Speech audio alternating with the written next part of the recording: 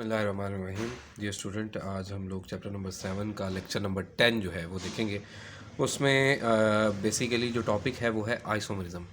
Isomerism बेटा इसकी जो डेफिनेशन होती है वो ये होती है, the compound which have same molecular formula but different structure formula are called isomerism. इसकी दो टाइप हैं बेसिकली। एक है ज्योमेट्रिकल आइसोमरिज्म, ये हम अगले लेक्चर में देखेंगे। और जो दूसरी टाइप है वो है स्ट्रक्चरल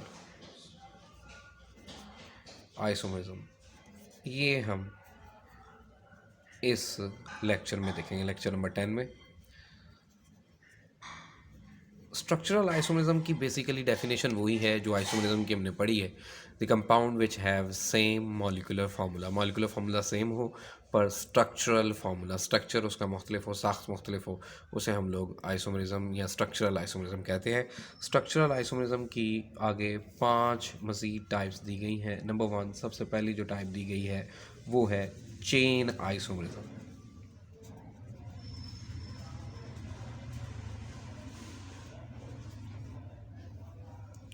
चेन आइसोमरिज्म ऐसे मॉलिक्यूल, ऐसे कंपाउंड जिसमें आपके पास जो है मॉलिक्यूलर फार्मूला भी सेम है। जैसे ब्यूटेन है, ब्यूटेन का फार्मूला होता है C4H10।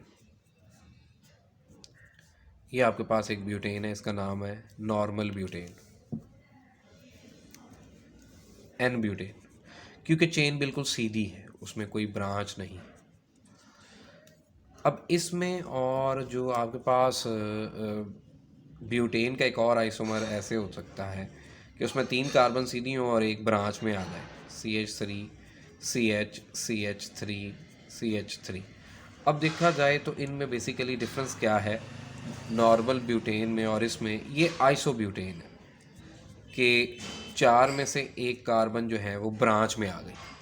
ब्रांच में आने की वजह से हम लोग उसे ब्रांच चेन कंपाउंड कहते हैं। तो नॉर्मल अल्केन और आइसो अल्केन, नॉर्मल ब्यूटेन और आइसो ब्यूटेन, ये एक दूसरे के कौन से आइसोमर हैं? चेन आइसोमर है। ठीक है, इसमें चेन नॉर्मल है और इसमें चेन आइसो है, ब्रांच वाली। तो ये बेटा बेसिकली चेन आइसोमरिज्म की एग्जांपल आ गई। उसके बाद आप इसमें सिर्फ इसी की एग्जांपल नहीं दे सकते, आप अल्केन की भी दे सकते हैं, अल्कीन की भी दे सकते हैं, अल्काइन की भी दे सकते हैं। एक अल्कीन बनाए बिल्कुल सीधा, ठीक है जी, 1 ब्यूटीन। उसके बाद आप लोग उसमें एक ब्रांच बना दें, आइसोब्यूटीन जो होगा वो उसका चेन आइसोमर कहलाएगा। दूसरे नंबर पे हमारे पास जो आ जाता है वो आ जाता है पोजीशन आइसोमरिज्म। ये पोजीशन आइसोमरिज्म क्या होता है कि आपके पास एक कंपाउंड है, जैसे ये 1 2 3 4 कार्बन है, इसमें एक डबल बॉन्ड है। आपको पता है ये एक अल्कीन है और अल्कीन में जो डबल बॉन्ड होता है that will be your functional group. अब फंक्शनल ग्रुप इस वक्त देखा जाए तो 1 2 3 4, फंक्शनल ग्रुप 1 पोजीशन पे है, तो इसका नाम होगा 1 ब्यूटीन। ठीक है जी। अब आप क्या करें कि सिर्फ इतना करें कि 1 2 3 4 कार्बन है, सिर्फ डबल बॉन्ड इसका आगे शिफ्ट कर दें, CH3 CH CH CH3। क्या हुआ कि आपके पास 1 2 3 4, अब भी ये ब्यूटीन ही है, लेकिन सिर्फ ये है कि डबल बॉन्ड 2 पोजीशन पे है, तो इसका नाम होगा 2 ब्यूटीन। तो 1 ब्यूटीन और 2 ब्यूटीन एक दूसरे के आइसोमर हैं। कौन से आइसोमर हैं? Position isomer. पोजीशन आइसोमर की डेफिनेशन क्या है? द आइसोमरिज्म या isomers in which the position of the functional group change, उसे हम पोजीशन आइसोमरिज्म कहते हैं। ठीक है जी। उसके बाद हमारे पास जो नेक्स्ट है थर्ड नंबर पे, स्ट्रक्चरल की थर्ड टाइप जो है वो है फंक्शनल ग्रुप आइसोमरिज्म। ठीक है जी। ये क्या है आपके पास फंक्शनल ग्रुप आइसोमर, उस आइसोमर्स को कहते हैं जिसमें हमारे पास क्या है, जैसे मिसाल के तौर पे आपके पास दो कार्बन है, एक दो कार्बन और एक ऑक्सीजन है। दो कार्बन और एक ऑक्सीजन है, उसको आपने ऐसे जोड़ दिया कार्बन कार्बन फिर ऑक्सीजन। इस कार्बन के साथ 3 हाइड्रोजन आएंगी, 4 बॉन्ड पूरे हो जाएंगे। इसके साथ 2 आएंगी, 4 बॉन्ड पूरे हो जाएंगे। ऑक्सीजन के साथ 1 हाइड्रोजन आएगी, 2 बॉन्ड पूरे हो जाएंगे। तो ये इथाइल अल्कोहल है। ये इथाइल अल्कोहल है।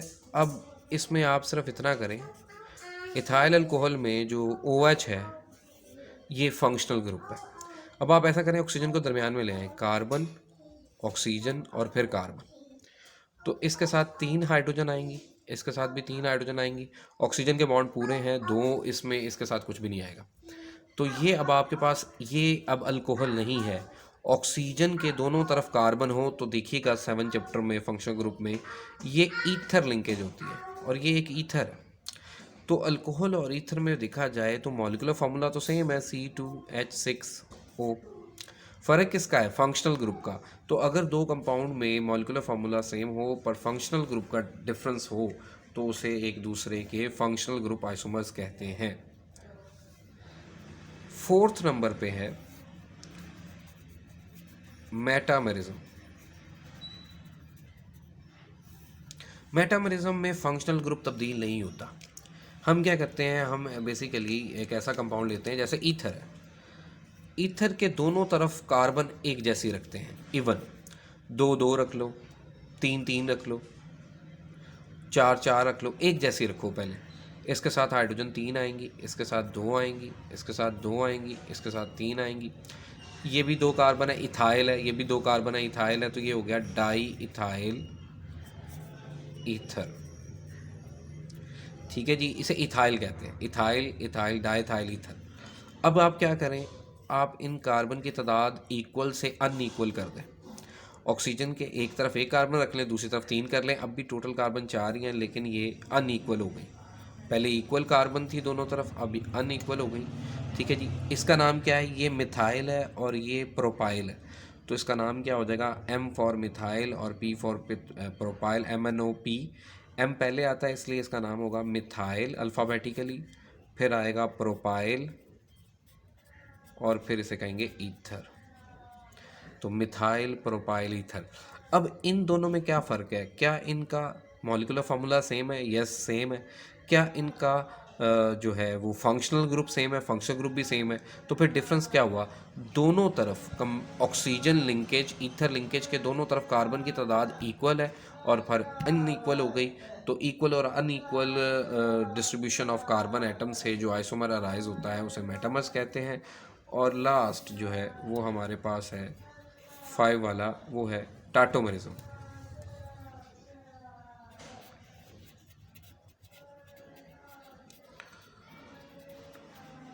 टाटोमेरिज्म क्या है कि अगर एक कंपाउंड में, जैसे एक हमारे पास बहुत ही इम्पॉर्टेंट कंपाउंड होता है उसे हम लोग कहते हैं अमाइनो एसिड। अमाइनो एसिड आप लोगों ने फर्स्ट ईयर में भी पढ़ा होता है। एक कार्बन है, उसके साथ एक कार्बोक्सिलिक एसिड ग्रुप है, मेन फंक्शनल ग्रुप। एक अमाइनो ग्रुप है, दूसरा फंक्शनल ग्रुप, एक हाइड्रोजन है और एक R है।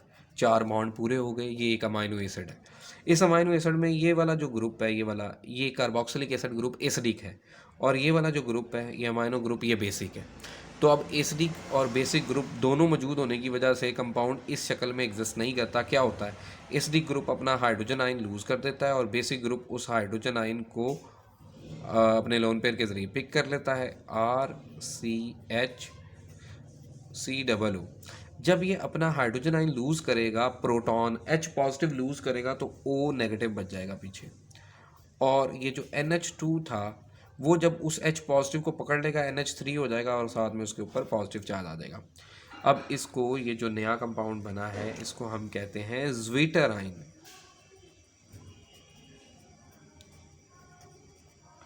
ठीक है जी। अब इन दोनों मॉलिक्यूल में फ़र्क क्या है? अगर देखा जाए तो बिल्कुल सब कुछ सेम है, कंपाउंड का मॉलिक्यूलर फार्मूला भी सेम है और बाकी सब कुछ भी सेम है, फंक्शन सिर्फ ये हुआ है कि प्रोटॉन यहाँ से उठ के यहाँ आ गया। तो प्रोटॉन यानी हाइड्रोजन आयन की शिफ्टिंग से जो आइसोमरिज्म अराइज होता है उसे हम लोग टाटोमरिज्म कहते हैं। Thank you very much for watching the whole video. अब हम लोग इंशाल्लाह next lecture number 11, last lecture of chapter number 7 उसके साथ मिलेंगे, जिसमें हम लोगों ने इंशाल्लाह पढ़ना है ये वाला टॉपिक, ज्योमेट्रिकल आइसोमरिज्म या जिसे हम कहते हैं सिस ट्रांस आइसोमरिज्म। अल्लाह हाफिज़।